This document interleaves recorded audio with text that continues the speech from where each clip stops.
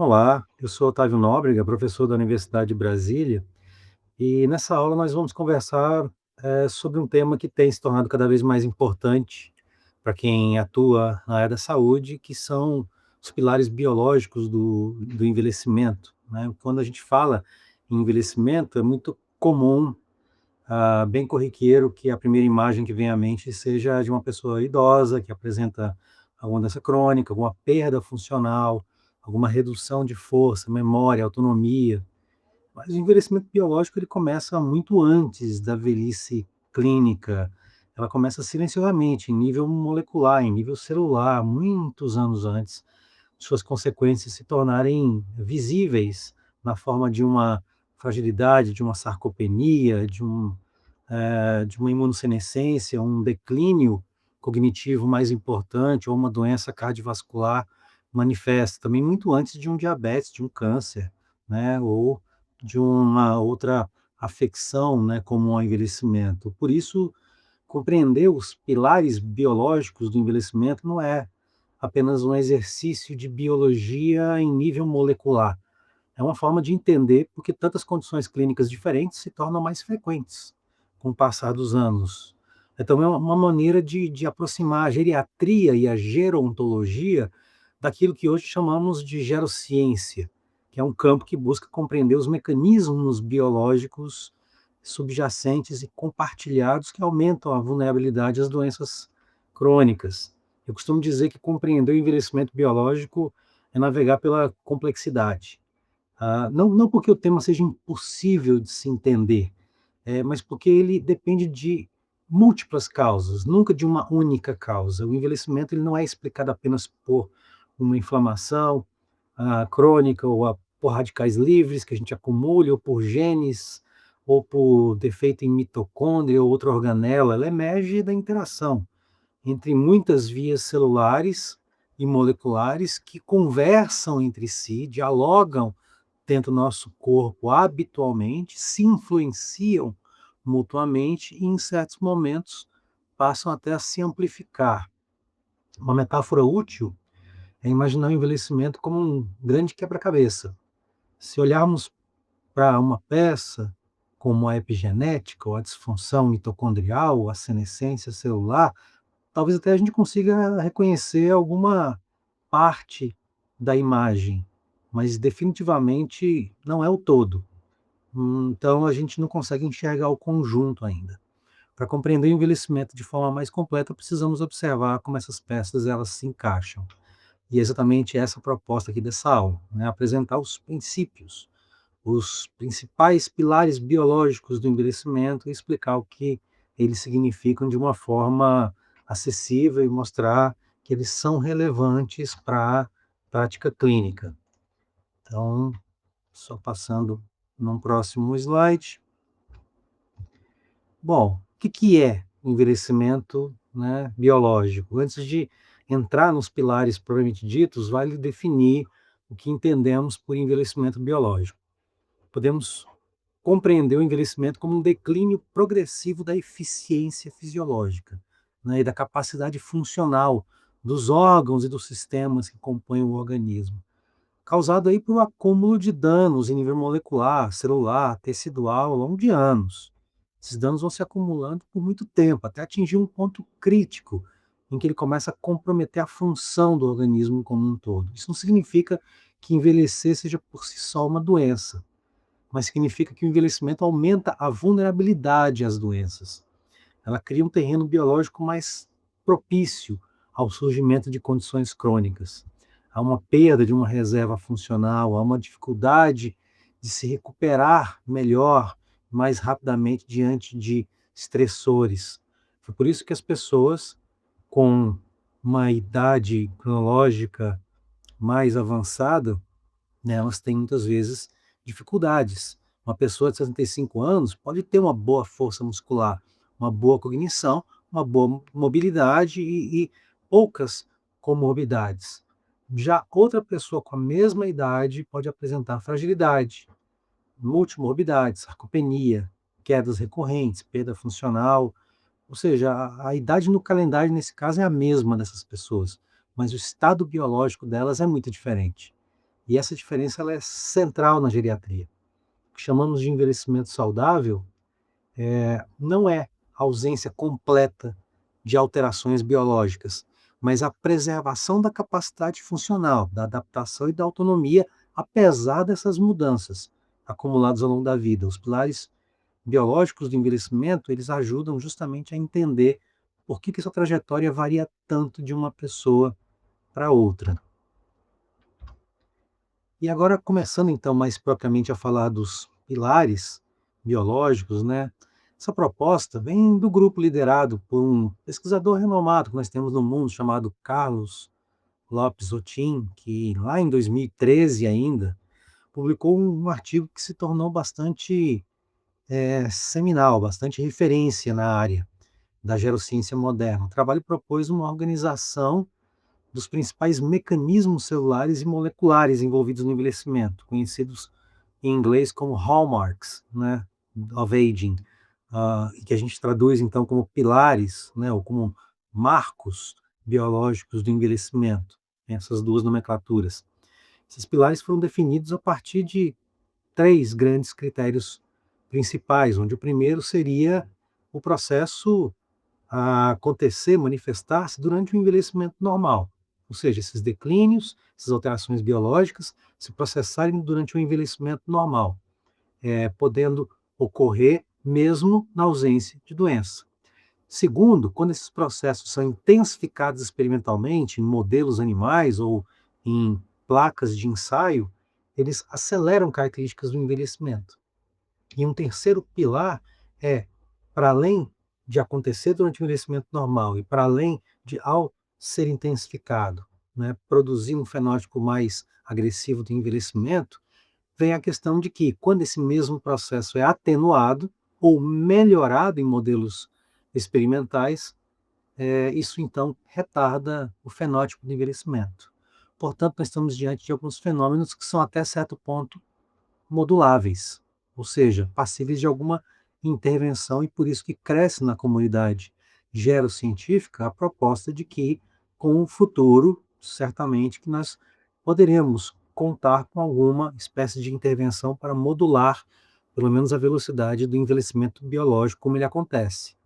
Então, a proposta inicial de Carlos Otin diz que existem, a princípio, 9 grandes pilares biológicos para o envelhecimento, que eu vou nominar aqui apenas a título de ilustrar, mas depois a gente trata com mais calma sobre cada um desses nove, que seriam uma instabilidade genômica, alterações epigenéticas no nosso material genético, uma desregulação de algumas vias sensoriais de nutrientes, uma perda da proteostase, disfunção mitocondrial, e aí seguido por um encurtamento dos telômeros, por uma senescência celular, por uma exaustão de células-tronco e, por fim, por uma comunicação entre células que fica alterada.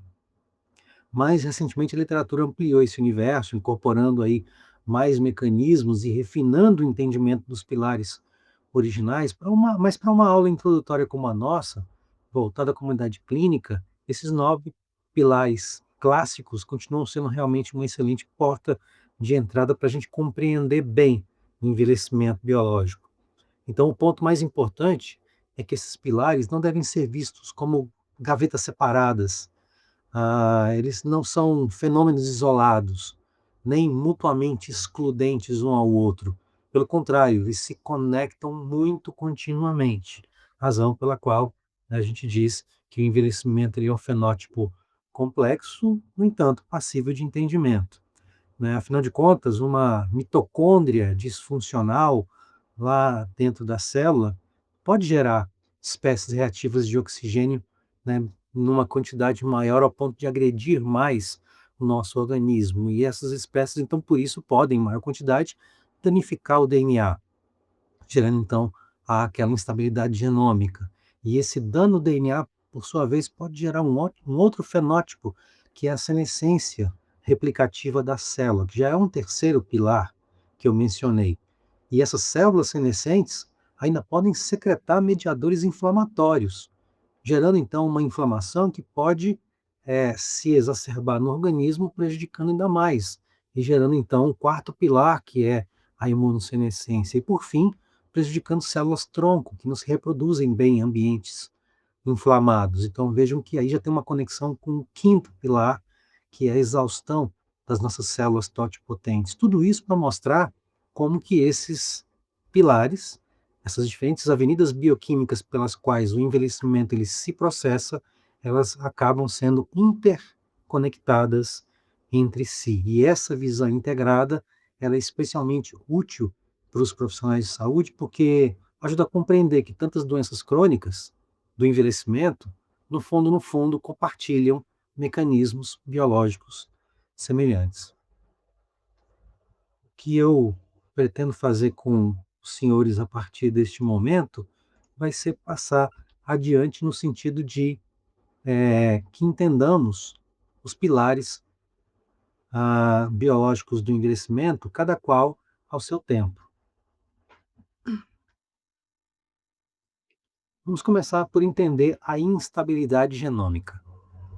A instabilidade genômica, ela acontece basicamente quando o manual de instruções da célula começa a acumular erros, ou seja, o nosso material genético. Tá?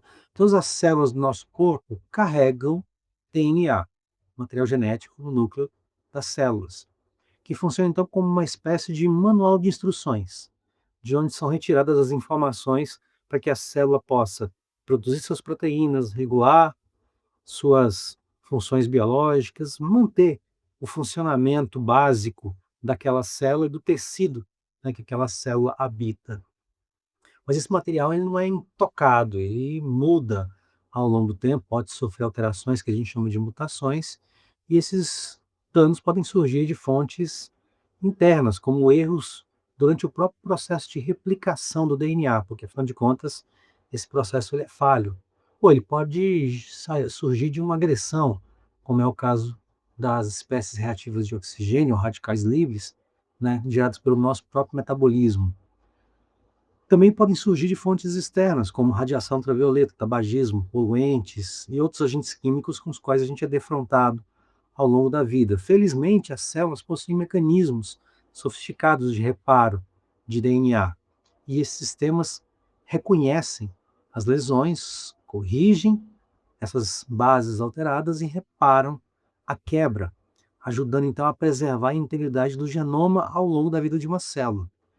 Mas nenhum sistema é absoluto, perfeito. Então, mesmo esses sistemas de reparo, eles com o tempo podem perder eficiência e deixar alguns danos escaparem, fazendo com que a célula, então, com esse DNA alterado, passe também a funcionar de uma forma prejudicada. E na essência, boa parte dos danos que o DNA pode sofrer seriam essas mutações de algumas bases, algumas deleções de alguma de algum trecho do DNA, ou também rearranjos cromossômicos, ou outras alterações estruturais. Uma metáfora possível é você imaginar o genoma como se fosse um livro, que precisa ser copiado repetidamente. Se o livro for copiado milhares de vezes, muitas dessas falhas acabam aparecendo, né, no trabalho de transcrever uma página para outra. E muitas passarão despercebidas. Com o tempo, a soma dessas falhas podem gerar diferentes versões da mesma instrução, algumas não muito funcionantes. Na prática clínica, a consequência mais evidente da instabilidade genômica é o aumento do risco de câncer com a idade. Mas o impacto não se limita apenas ao câncer. Danos ao DNA também podem afetar as células a um ponto delas não se dividirem mais tão ativamente, influenciando também a capacidade de reposição de células novas no organismo. Enfim, a estabilidade genômica, portanto, é uma das bases do envelhecimento, porque compromete a confiabilidade das instruções genéticas de cada célula, e quando o manual, né, começa a falhar, naturalmente que as funções celulares também começam a ser menos eficientes. Então, esse seria um primeiro pilar biológico do envelhecimento. Um segundo pilar biológico do envelhecimento seriam as alterações desse material genético, mas não ao ponto dele ser quebrado, não ao ponto dele ser mutado em suas bases nitrogenadas, mas é um tipo outro de instabilidade que diz respeito à alteração na forma química de algumas bases nitrogenadas, como elas se apresentam. Afinal de contas, todas as células de um organismo possuem basicamente o mesmo DNA. Desde uma célula epitelial até uma célula do pâncreas ou do fígado, tem essencialmente o mesmo manual de instruções. No entanto, uma célula evolui para ser uma célula muscular, outra evolui para ser um neurônio, que são células efetivamente diferentes umas das outras. E isso acontece porque cada célula utiliza partes diferentes desse mesmo material genético para se manter, para funcionar. A epigenética é uma dessas formas pelas quais células decidem se tornar um tipo ou de outro tipo, porque a depender da forma como o material genético é lido, é que as células evoluem. E a maior parte das marcas epigenéticas que definem se um gene deve ser lido ou não envolvem modificações químicas chamadas de metilações ou acetilações, tanto no material genético como em cima das estonas, que são as proteínas em torno das quais o material genético se enrola. Bom, com o envelhecimento, essas marcas químicas, essas metilações e essas acetilações, elas vão se tornando menos estáveis, menos conservadas. Algumas regiões do genoma perdem metilação, outras ganham a metilação que não deveriam ter. Uma arquitetura de cromatina, portanto, se modifica. O resultado pode ser uma expressão gênica menos precisa, genes menos regulados, com então uma perda de uma identidade celular, com redução da eficiência metabólica do que aquela célula deveria ter. Então, esse pilar é praticamente um integrante de como que a biologia dialoga com o ambiente, já que a gente sabe que aspectos de estilos de vida, como alimentação, como sono, exercício, exposição a estressores, poluição, tabagismo, infecções que a gente acumula ao longo da vida, podem influenciar muito as nossas marcas epigenéticas ao longo da vida. É também nesse contexto que surgem os chamados relógios epigenéticos, que hoje está muito em voga de se estudar, que é uma espécie de modelo pelo qual a gente pode tentar predizer ou estimar a idade biológica dos indivíduos a partir de um padrão de metilação que o DNA conserve ou não. Né? Esses não são simples curiosidades laboratoriais, onde no futuro se tornar um teste disponível com o qual a gente pode aferir um pouquinho da idade biológica do nosso organismo, mas isso seria tema praticamente de uma aula à parte. Do ponto de vista clínico, a ideia mais relevante é duas pessoas com a mesma idade cronológica, tendo o mesmo DNA, inclusive, como é o caso dos gêmeos, idênticos, que são oriundos de um mesmo zigoto original, eles podem ter diferentes trajetórias na vida a depender de como o seu DNA foi modulado. E isso, então, é a carga da epigenética modulando o desenvolvimento do organismo. Portanto, a epigenética representando aí segundo, a epigenética representando aí um segundo pilar do envelhecimento biológico. Passando então a um terceiro pilar importante, temos o fato de que eventualmente nossas células se desregulam quanto à sua capacidade de sentir nutrientes. Seria esse sensoriamento alterado dos nutrientes que estão disponíveis às células. As células precisam, né, saber se há ou não energia suficiente para crescer, dividir-se, produzir proteínas, ou ao contrário, se ela precisa, de alguma forma, economizar recursos, porque células, inclusive, também são capazes de se adequar à escassez e, eventualmente, parar, né, de gastar com funções não vitais, evitando de reparar-se, evitando, né, de produzir mais proteínas, tudo isso sendo muito bem ajustado dentro de uma célula. Para isso, elas dispõem de sensores metabólicos internos.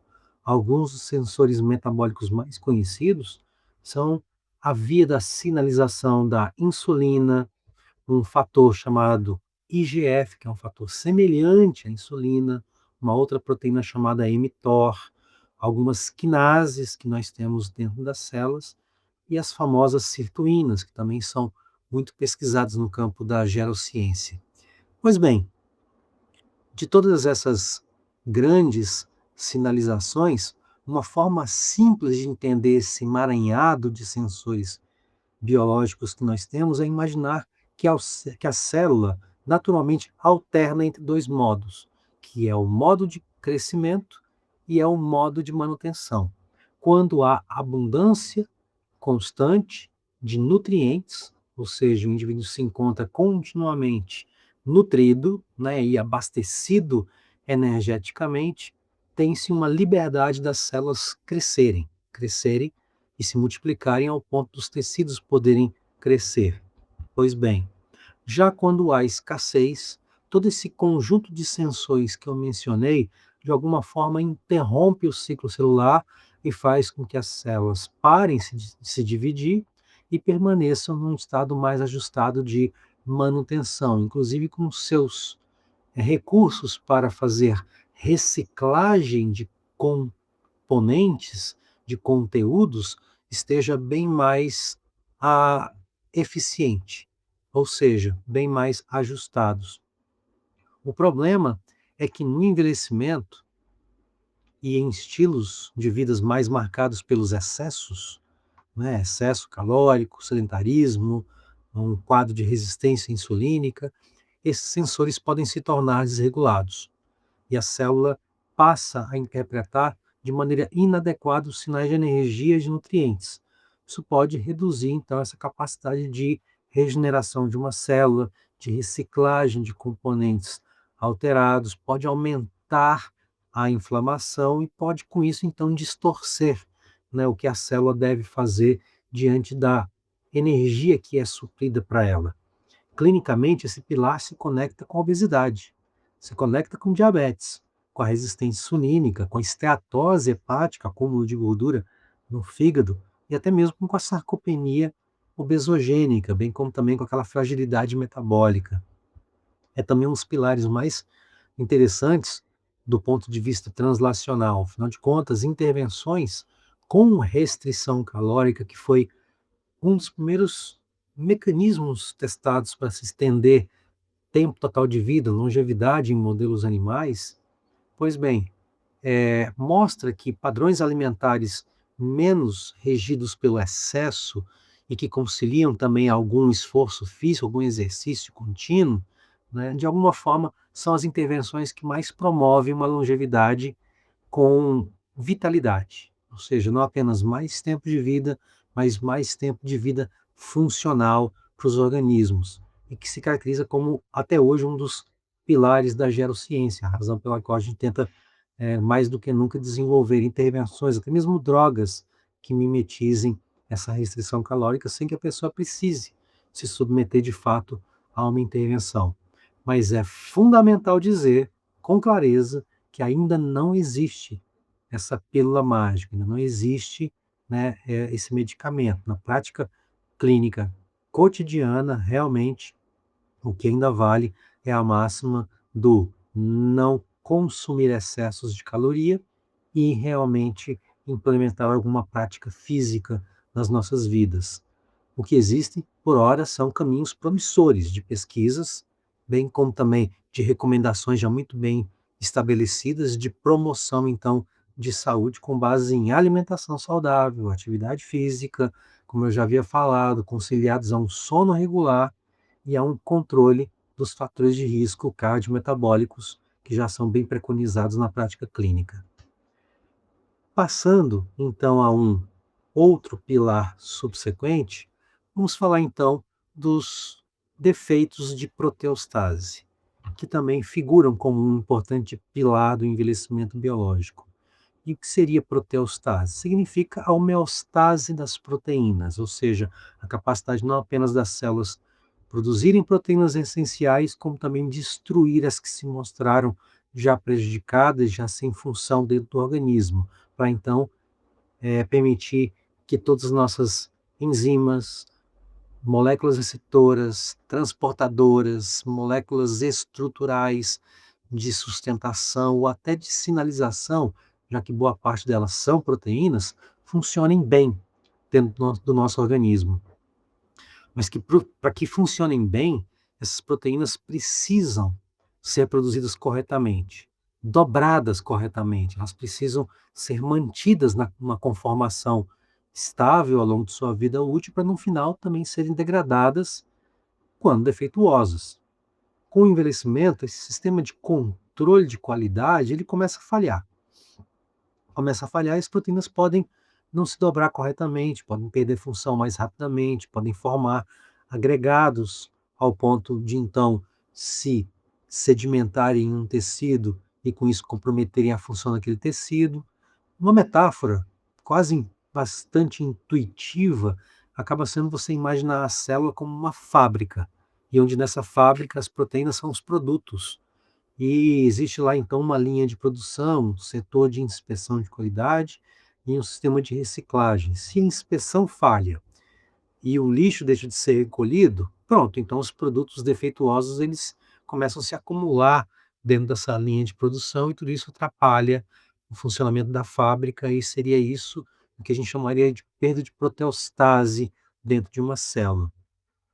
A célula então possui mecanismos para lidar com isso, mas esses mecanismos infelizmente perdem eficiência com o envelhecimento. Então, na prática clínica, a perda de proteostase tem como tem assim uma conexão mais clara com algumas doenças neurodegenerativas muito conhecidas, como a doença de Alzheimer, a doença de Parkinson, a doença de Huntington, que são exemplos clássicos de doenças associadas aí ao acúmulo de algumas proteínas mal dobradas ou agregadas ou não eliminadas que, com o seu acúmulo, acabam deteriorando o funcionamento do sistema nervoso.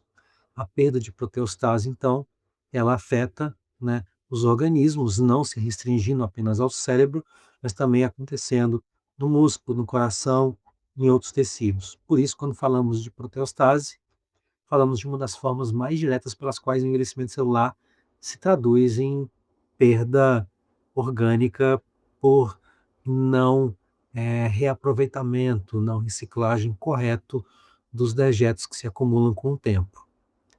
Passando então a uma outra forma de pilar do envelhecimento, a gente evolui para tratar das mitocôndrias, e mais especificamente, né, da forma de produção de energia, né, que o nosso organismo possui. Afinal de contas, disfunção mitocondrial é também um dos pilares do envelhecimento biológico. Sabemos que as mitocôndrias são frequentemente chamadas de usinas de energia da célula. É uma metáfora sutil, mas útil, para revelar que as mitocôndrias realmente são as grandes responsáveis no nosso organismo por produzir o tão famoso ATP, molécula energética que funciona como energia corrente dentro da célula, como se fosse aquele dinheiro que a gente tem na carteira o tempo todo para usar de imediato. Para fazer uma outra metáfora com, né, um recurso que a gente pode contar com ele de imediato, que é o dinheiro na carteira. Mas também a mitocôndria participa de outras coisas muito importantes, como uma sinalização, com o metabolismo, até mesmo com a morte celular programada e até com uma certa adaptação ao estresse. Com o envelhecimento, as mitocôndrias elas se tornam menos eficientes. Elas podem produzir menos energia. Elas podem gerar mais espécies reativas de oxigênio. E elas podem acumular mutações, já que elas também têm um DNA próprio, muito à semelhança do que acontece no DNA nuclear. E com isso, sofrer um conjunto de alterações que vão fazer com que elas não funcionem mais tão bem quanto a mitocôndria jovem. Então, quando uma mitocôndria danificada não é removida adequadamente por um mecanismo de eliminação de organelas envelhecidas, que a gente chama no caso da mitocôndria de mitofagia, né, a digestão de uma mitocôndria danificada ou envelhecida, ela pode permanecer dentro da célula, mas funcionando mal. E isso então aumenta a produção de radicais livres e pode reduzir a eficiência energética do organismo. É como manter dentro de uma cidade uma usina antiga, poluente, muito pouco eficaz na hora de produzir. Ela até produz alguma energia, mas pouco perto da quantidade de resíduos que ela acaba produzindo e prejudicando o ambiente como um todo. Essas espécies reativas de oxigênio podem danificar proteínas, podem danificar lipídios, até o DNA da composição da célula. Ao mesmo tempo, o estresse oxidativo pode alimentar a inflamação, pode alimentar a senescência celular e aquela instabilidade genômica da qual a gente já falou anteriormente. Assim, a disfunção mitocondrial não é apenas uma consequência do envelhecimento, ela também pode estar funcionando como um amplificador dos seus diversos pilares. Clinicamente, a disfunção mitocondrial ela ajuda a compreender fenômenos como a fadiga, como uma resistência muscular diminuída, uma perda de massa muscular, que seria a sarcopenia, uma menor tolerância ao exercício e uma disfunção metabólica como um todo, já que, ao afetar a própria composição muscular, afeta o músculo enquanto tecido de reserva, gerando então toda uma vulnerabilidade orgânica, mas também metabólica, que culmina com uma falta de energia suficiente para suprir bem tecidos que tanto dependem, né, de energia pronta e disponível, como a musculatura estriada, bem como também a cardíaca. É importante lembrar, porém, que radicais livres não são sempre vilões.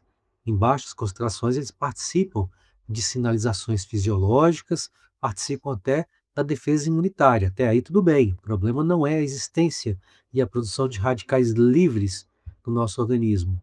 O problema é o desequilíbrio persistente entre produção oxidante e essa capacidade antioxidante que o nosso organismo tem, mas que também pode estar prejudicada no envelhecimento. Então, uma observação importante para evitar uma mensagem simplista aqui é de que bastaria, então, a gente consumir antioxidantes para retardar o envelhecimento. A literatura clínica ela é muito complexa com relação a isso, mas o consenso maior é de que produtos farmacêuticos antioxidantes não são desejáveis, pois não produzem efeitos clinicamente observáveis e úteis. Então, a suplementação indiscriminada com antioxidantes não deve ser apresentada como estratégia comprovada de modulação do envelhecimento humano, e sim, na verdade, uma prática habitual de uma alimentação saudável e regrada. Então, com isso, a gente passa ao pilar subsequente, que seria o encurtamento dos telômeros. Os telômeros, eles são uma sequência repetitiva de DNA, que é localizada na extremidade dos cromossomos, nas pontas de cada cromossomo que nossas células possuem. Pois bem, eles funcionam como uma espécie de capa, de pequena capa protetora, impedindo que as extremidades dos cromossomos sejam reconhecidas como quebras no DNA, e por isso elas impedem que esses cromossomos sejam de alguma forma fundidos ou deteriorados ainda mais.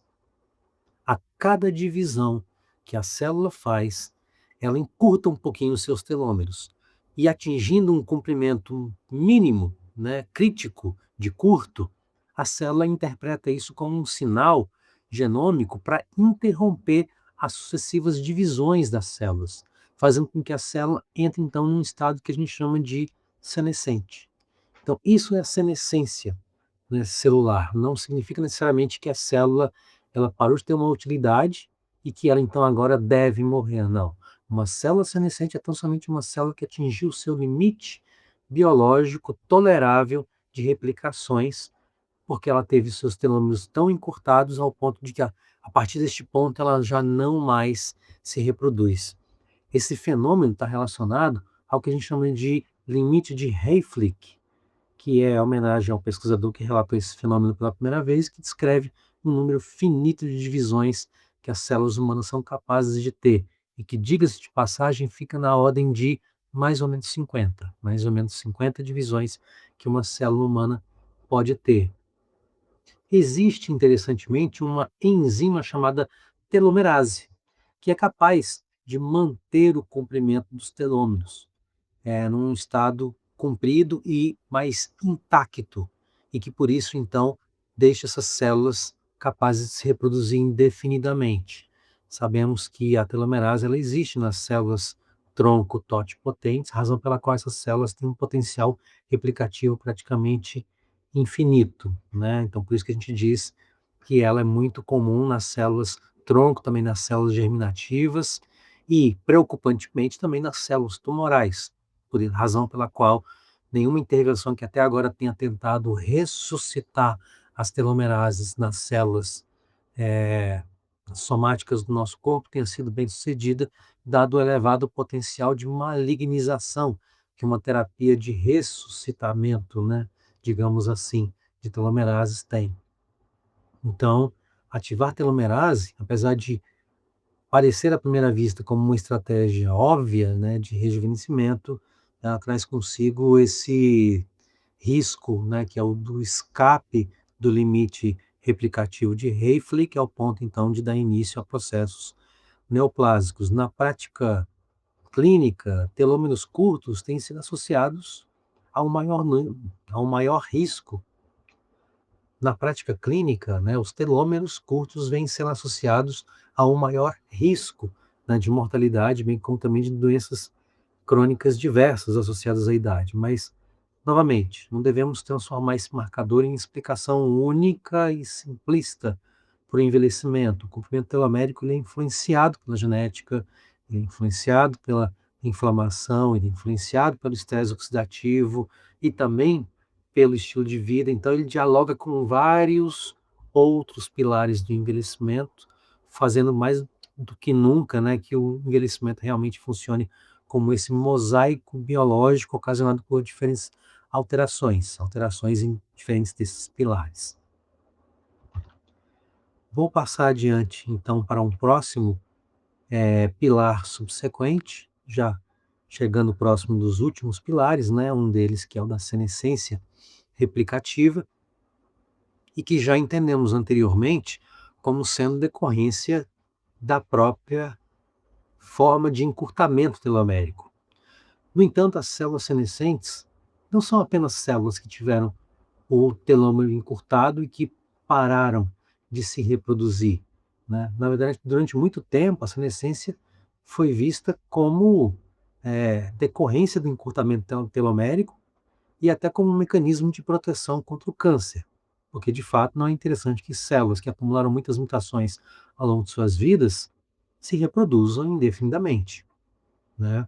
Células senescentes, no entanto, elas não ficam inertes. Muito pelo contrário, muitas delas passam até a secretar substâncias que em condições regulares não secretariam. Muitas delas citocinas inflamatórias, ou seja, moléculas que estimulam a inflamação dentro do nosso organismo, principalmente citocinas e quimiocinas, além também de produzir, em determinadas situações, proteases, enzimas proteolíticas, portanto, e até mesmo fatores de crescimento.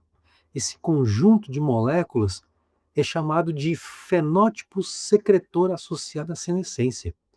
Uma forma simples de explicar é dizer que a célula senescente ela deixa de trabalhar adequadamente, ela continua viva, ocupando espaço, e ainda fica enviando mensagens inflamatórias para o restante do tecido que ela habita.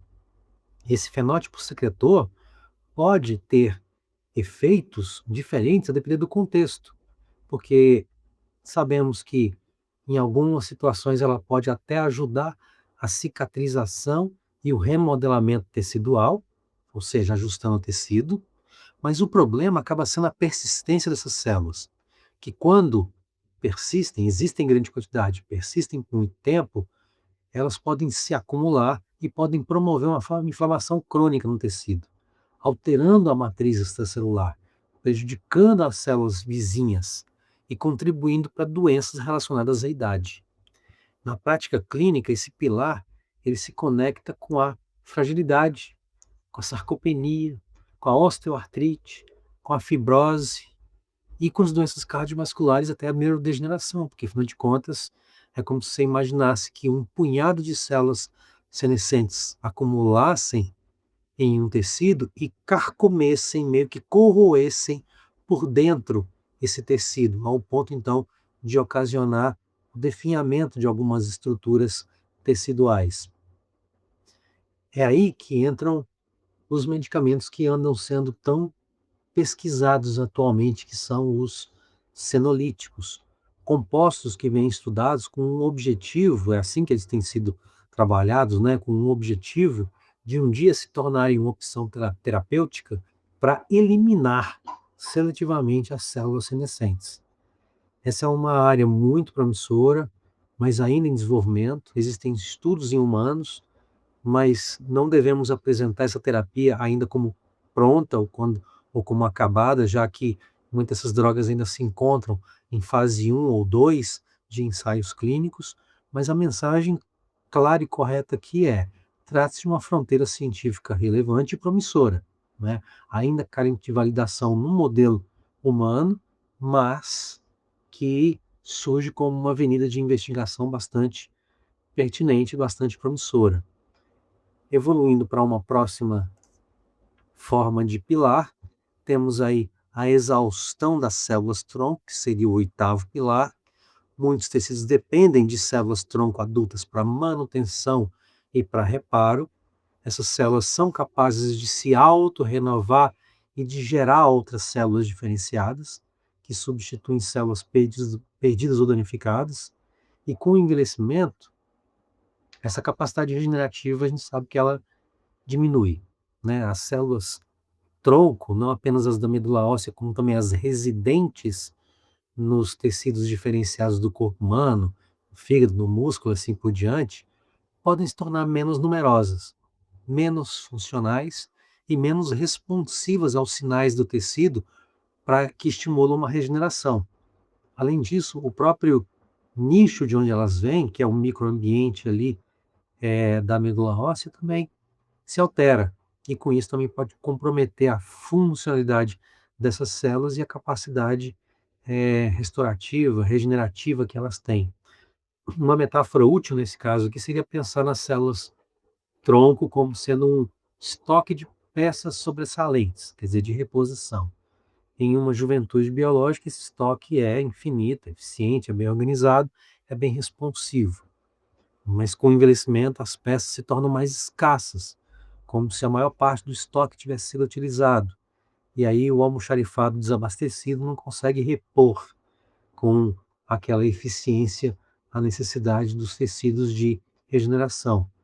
Clinicamente, esse pilar se conecta diretamente à capacidade regenerativa e àquela perda, né, de proteostase, bem como também àquela é, capacidade replicativa diminuída das células, representada pela senescência celular. Podemos pensar na sarcopenia, numa cicatrização mal efetuada, bem como também em uma incapacidade de responder bem a infecções agudas, como sendo expressões dessa exaustão das células-tronco, já que não se consegue repor o sistema imunitário com a mesma eficiência. Mas, novamente, a exaustão de células-tronco não ocorre isoladamente. Ela é agravada por inflamação crônica, ela pode ser agravada por um dano ao DNA, ela dialoga com as alterações epigenéticas que também cursam, acontecem dentro das células tronco, e até com uma certa deficiência mitocondrial, de modo a tudo isso cooperar conjuntamente para que as células tronco, que também sofrem senescência replicativa, acabem tendo menos eficiência. Estratégias futuras podem tentar envolver terapias celulares para recuperar células tronco, ou uma reprogramação parcial de células reprogramação parcial de células diferenciadas, ou mesmo uma modulação, né, do ambiente da medula óssea para tentar reciclar células tronco com mais eficiência. Mas, por enquanto, as intervenções mais sólidas na prática clínica continuam sendo aquelas de preservar a funcionalidade do organismo como um todo, de novo, através de uma prática de exercícios, de uma nutrição saudável, de uma prevenção de doenças, de uma vacinação que leva a uma estimulação continuada, né, do sistema imunológico, de uma forma controlada e benigna, e com controle da inflamação e com uma reabilitação, sempre que possível. E por fim, chegamos a um nono e último pilar biológico do envelhecimento, segundo aquela perspectiva de Carlos Lopes Rotim, em sua publicação original, que seria a da imunossenescência, ou mais particularmente de uma faceta da imunossenescência, que é o inflammaging, uma expressão muito ilustrativa do que é essa comunicação entre as células alterada, né? Uma comunicação alterada entre as células que acontece à medida que o envelhecimento se processa, né? Com o envelhecimento, nós sabemos que a comunicação entre células se torna menos eficiente e até mais ruidosa, para usar de uma metáfora. É como se o ambiente sistêmico tendesse a ficar mais inflamado, mais inflamatório, menos regenerativo, portanto, menos adaptável.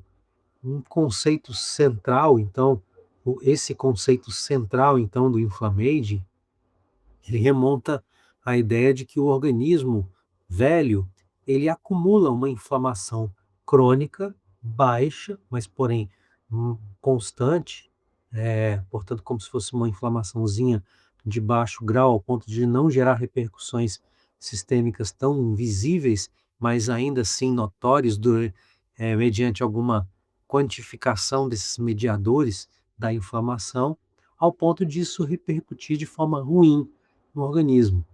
Por que ela acontece? Não existe muito uma explicação.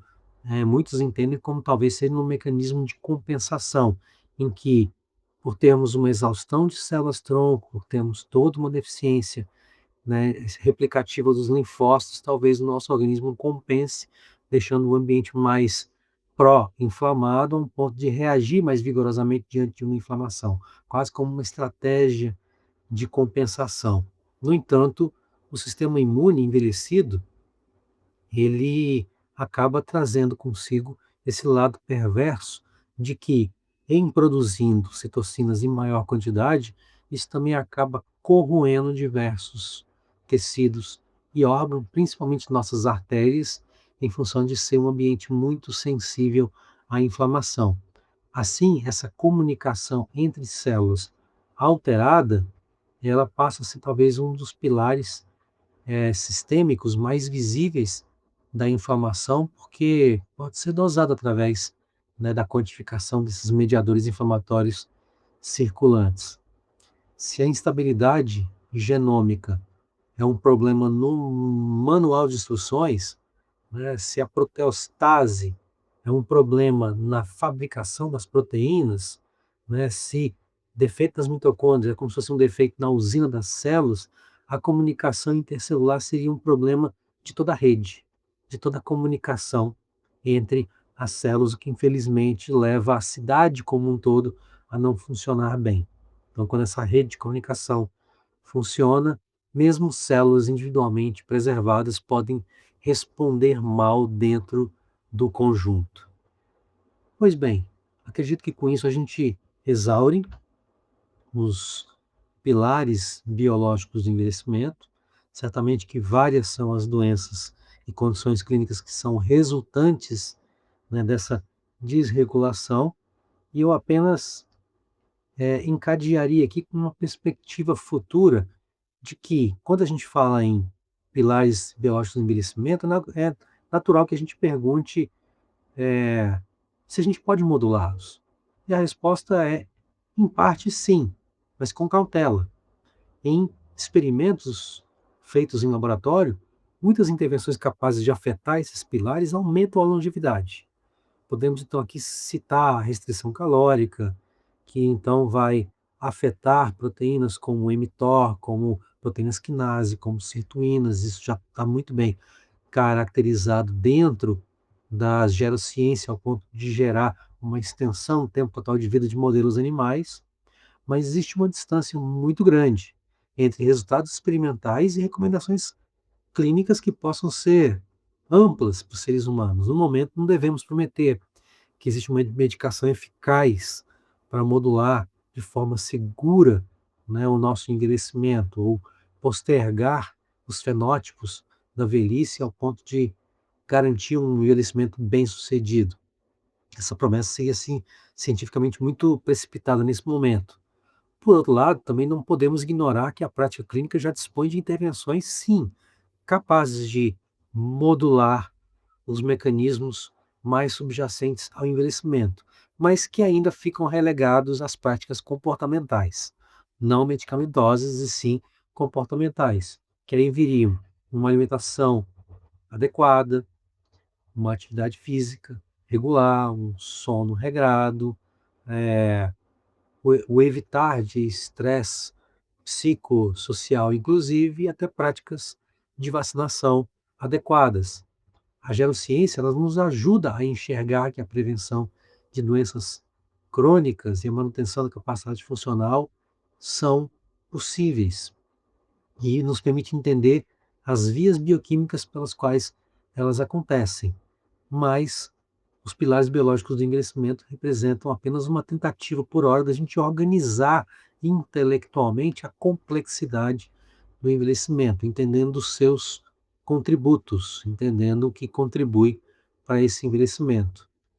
E talvez o maior compromisso da geriatria e da gerontologia ainda continue sendo essa de não apenas prolongar o tempo de vida, mas agregar mais autonomia, mais funcionalidade, mais dignidade a quem envelhece com os mecanismos que são possíveis hoje, que por hora são comportamentais. Muito obrigado.